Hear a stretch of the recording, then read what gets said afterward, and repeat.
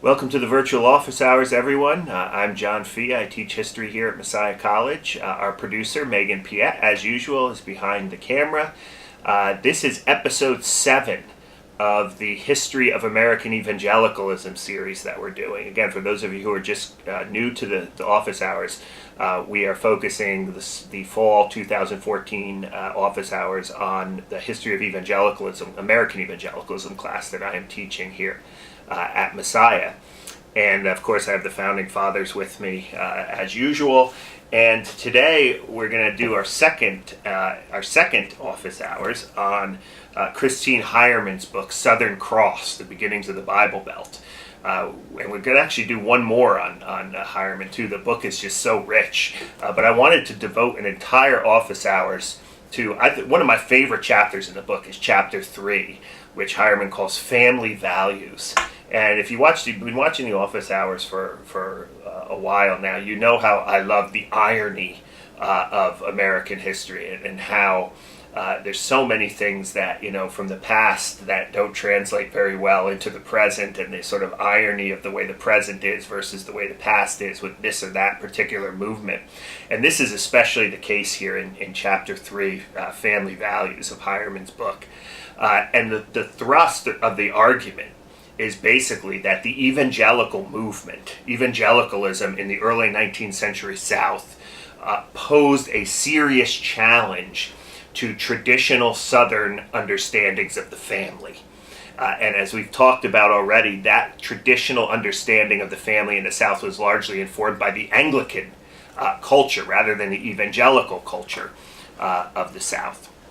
Now, what Heryman does is she unpacks all the ways in which evangelicalism could become a threat to this idea of the traditional or the nuclear family. So, for example, evangelicals, when they're converted, they take seriously verses like leave father and mother and follow me, right? Follow Jesus. In other words, their highest priority in life no longer becomes their family, or their highest relationship in some ways no longer becomes a relationship with the members of their family, but their relationship with God. Various attempts to then come back into the family and try to convert the members of the nuclear family often creates a great deal of friction within a particular family. She puts this in the context, Heryman does, in the context of westward expansion, right? In an age in which there's a lot of mobility, especially movement to the west, manifest destiny, and so forth. There's a sense in which siblings we're not going to see each other. Some may be heading off to California or Oregon or something, and they'll never see their brothers or sisters. But if they can be converted, then at least they'll spend eternity together in heaven, which puts a lot more pressure on the need to convert in this very mobile kind of society. Evangelical itinerants, the traveling preachers she talks about, and really paints them out to be sort of bad husbands and fathers in a traditional sense, because they're always gone. Because their calling to preach the gospel is always more important to them, and a higher calling than their calling to their family or even their calling to their children. Many of the evangelicals, when they get converted, they want to try to spread the gospel to their fathers, right? Which challenges the father's patriarchal role in the family. So that becomes a problem. They begin to think of the people in their churches and their evangelical communities as brothers and sisters, right, in Christ, or brothers. That's their family.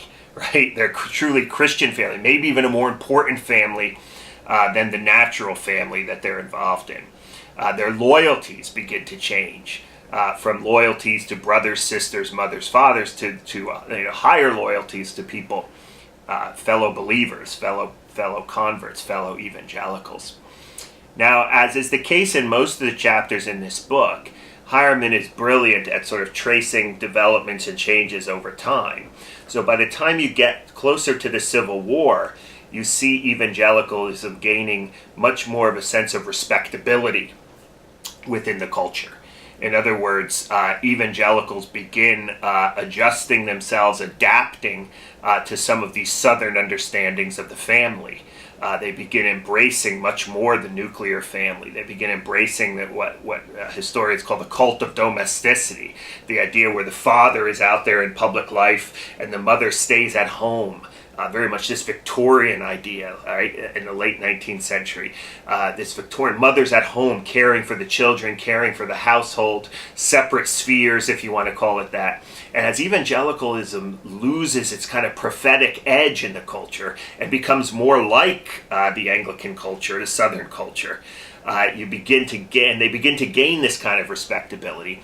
It's only then that they adopt the kind of family values that, say, contemporary evangelicals, late 20th and 21st century evangelicals, when they use the term family values, they're much more describing the traditional Southern nuclear family, father, head of the household, cult of domesticity, mother stay-at-home moms, and so forth. They're much more embracing this Southern Anglican idea than they are the evangelicalism of the early 19th century that really challenged this traditional understanding of the family.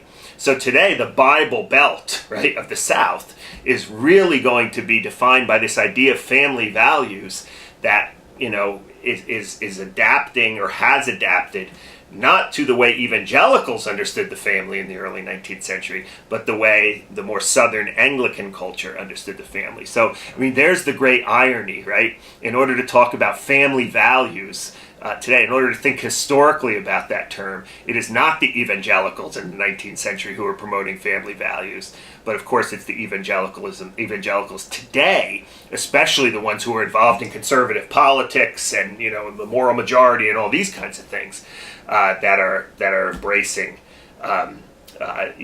this kind of family values that the evangelicals would have not necessarily rejected, but did not sort of celebrate to the degree that evangelicals do today.